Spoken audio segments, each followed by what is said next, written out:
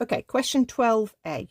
Given that f is a function, first of all, we have to state the condition for inverse function to exist.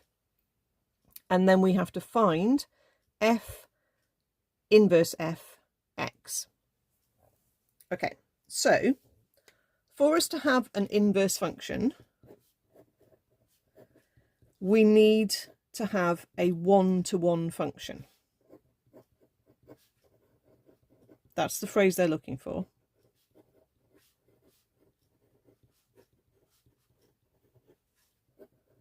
That's the condition. So it basically means one input can sort of gives you one output, and one output brings you back to only one input. So something like an x squared graph isn't going to have an inverse function if you're taking the whole of the U shape. But if you limit your input values to, say, just the positive integers, you could then say, yes, one input to one output, because you've only taken half the graph.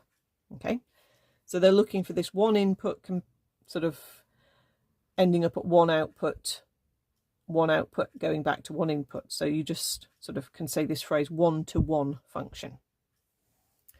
The second thing it asks for is what is f followed by inverse f of x?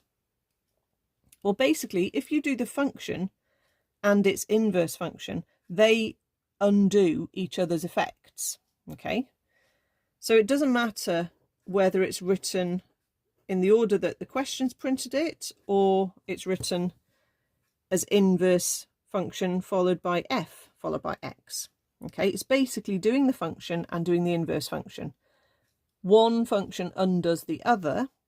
So if you start with x, apply one of the functions, then apply the inverse of the function in whichever order, it doesn't matter. What you do is you end up starting with x, turning that into something else, and then turning it back into x. So the answer to this is literally just x. Whatever you started with is where you finish.